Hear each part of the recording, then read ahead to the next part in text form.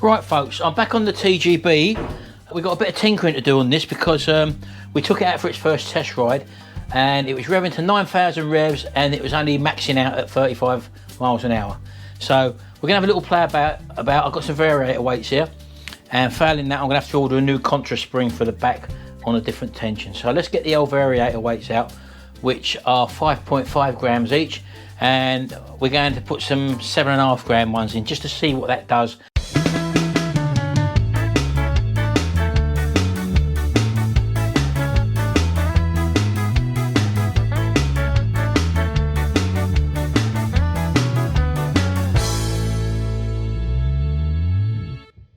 And then we're going to mark the variator pulleys with some black pen and then find out how far the belt's actually travelling up the variator.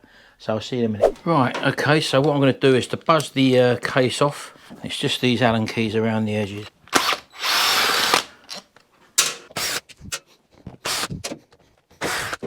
Forgot to mention there's one at the back there behind the kickstart lever. Look at that, look. Easily missed that one, isn't it? There we go. Easily missed that one. Now it should come off all right. There we go. Come here.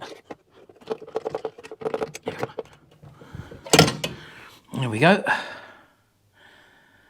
Kickstart does stay on. Let's put that to one side.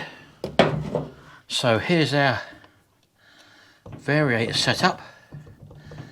Clutch is there, and we've got the Contra spring in between there. I may need a new one. I think this spring might be a bit light. It's quite easy for me to pull them belts together there, look. And that spring's just coming out nice and easily. So I think it could be actually a new Contra spring, which I need. So it probably might be worth me taking that off, doing that first actually. So I'm not going to do the weights because I believe I've got the right weights in there now. I reckon 5.5 grams should be good enough to give me the high revs, which I am getting. So I'm going to change my plan now and take this rear off and buy possibly a stronger spring, because look at that, look. I don't think this spring is strong enough, and that could be the possible problem. I know the belt's the right length, but that's really, I can really pull that in easy, and that can really move easily, that. So I'm going to take that nut off now, get the clutch off, and then we'll take that Contra spring off, see what colour it is first of all, because I think it matters what the colour is, and then we'll order up a new one, a stronger spring. Is it a 14 mil? Yeah, it's a 14 mil. Right, okay, let's put that on there. Now,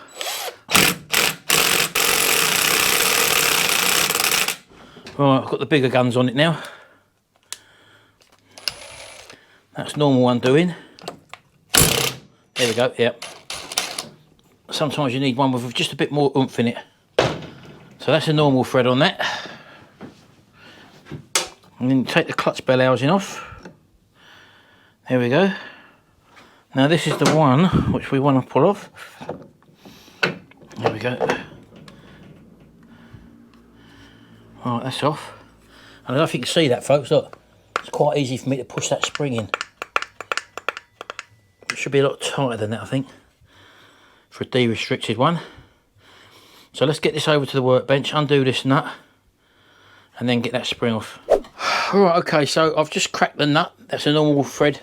It's not left-handed or anything, so I can just undo the nut now, like that, and then slowly wind out the clamp while I'm holding the tension with the top of my hand, and then keep winding out, releasing tension with my hand until the spring is completely off tension, like that. And then I just lift it out. There we go. Put that on there. You lift the clutch off.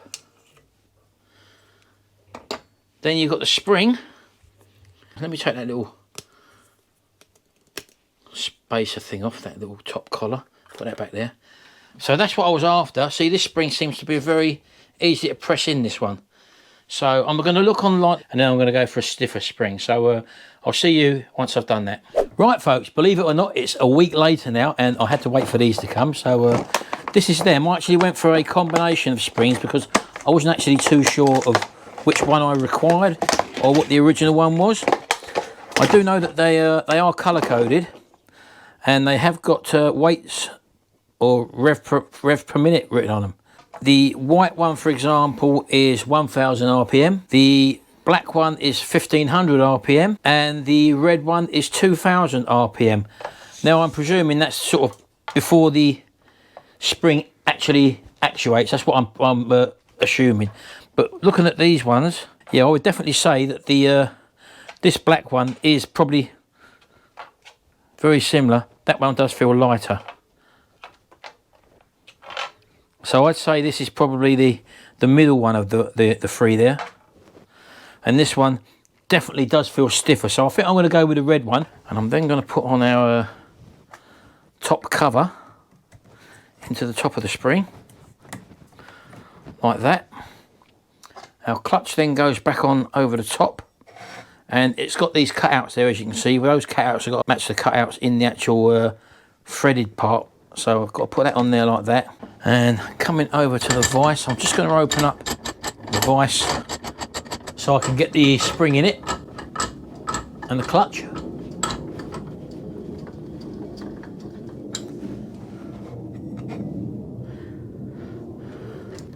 Just compress it a little bit. Right, so that's that. So I'm just going to wind it in. Let's get me nut over here first. And just close that up. Yeah, that's a lot stronger, that spring. I've seen people do this by hand, but why make life easier, hard for yourself when you don't need to? Okay. Put that in there. And I just need to be able to get this on a couple of threads. And typical, I've clamped it too low in the vise, so I can't turn that nut on. So I've got to take it right out again. What a burk. Right, okay. So let's lift that higher up and try again. Right, okay, let's try and get it on a couple of threads. Once we can get a start on it, should be okay for winding it on. There we go. And just get the big adjustable. And literally nip this up. Right, okay. So I should be able to undo this now. And everything's under spring tension. There we go. That's a lot stiffer, that spring. If you can see that I can barely pull that one in. So that's definitely made a difference. So let's go and fit this back on the bike and see what happens. Right, okay then. So let's get this back on. This will be a lot harder to pull in, this one now, I think you'll find. Oh yeah, that's a lot harder to pull in. This could be a lot more trickier to put on. Maybe pull it on with a screwdriver. Just open it up with a screwdriver. Look, there we go, it's going down. It's going down.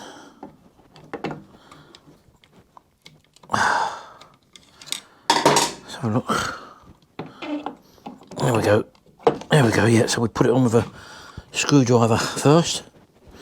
Right, so that's the belt on. We've then got the bell housing. Put that on there like that. Put a nut back on, which is a normal thread. Right, let's get the impact gun. So was that 13 or 14? I think it was a 14 mil. Right, okay, let's just wax that on. Okay, that's on. So basically, this should be a lot better. I'm hoping. We've now got a red spring on, which is 2000. We've got the standard clutch springs on because it seems to be biting at a nice low rev range to pull away. There is no restriction on the variator on this one. Right, let's get the casing back on.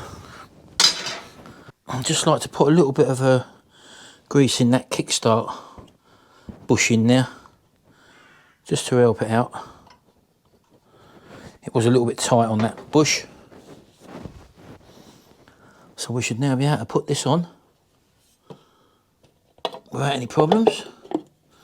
There we go. It will need a clean up. Don't forget I powder coated all this. So it will clean up. All these cases screws in. So I'll see you in a minute.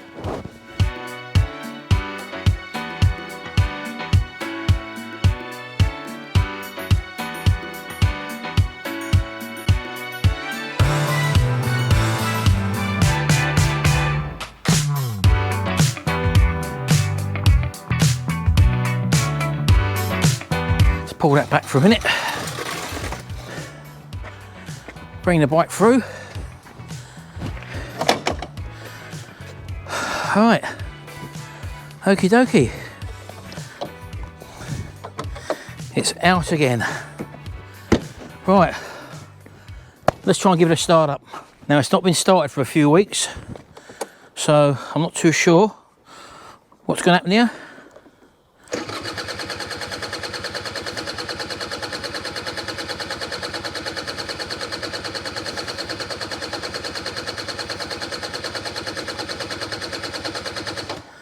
Right, might have to pump some petrol through.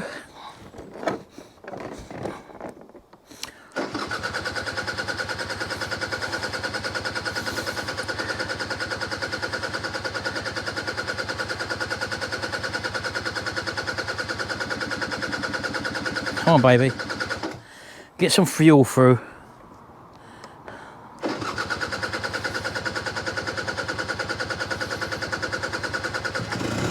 There we go.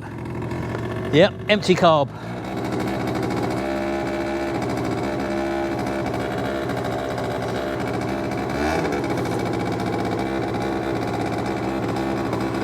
Right, smoking a bit, but we know that disappears once it's been running for a while.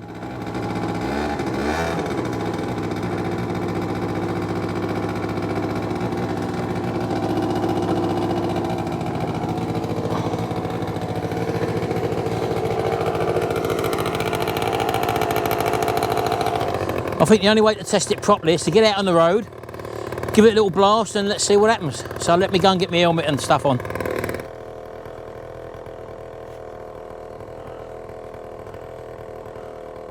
And I've opened the gates, but just undo them, yeah? It's undone, just open them.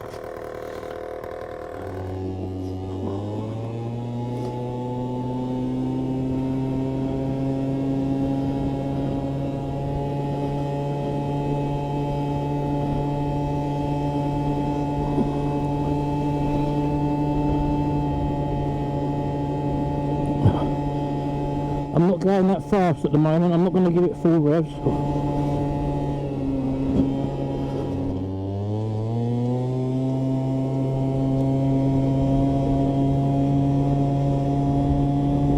It basically don't want to go above 32 miles an hour.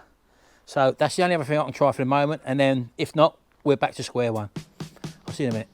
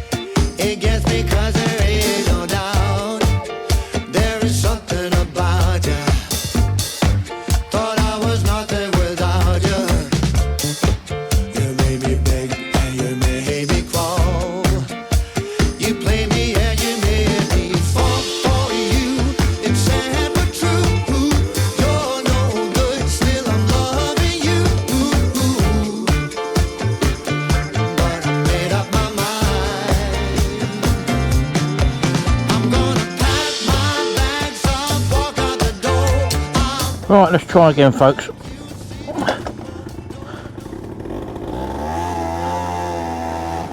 Let's see how we get on this time.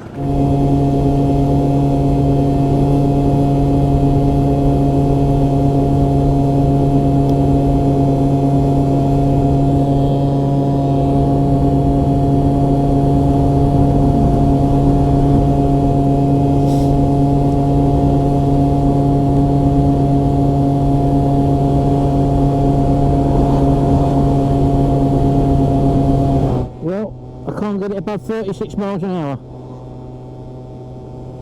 That appears to be it maxing out at 9,000 revs. So if you've got any ideas, folks. Right, okay. Well, there you go. We've tried 5 gram rollers in with a black spring and an 86 carb main jet. De-restricted the exhaust, and it's also got a de-restricted ignition module, and it wouldn't go above 35 miles an hour. We tried the stronger spring, then it wouldn't go above 30 miles an hour, really.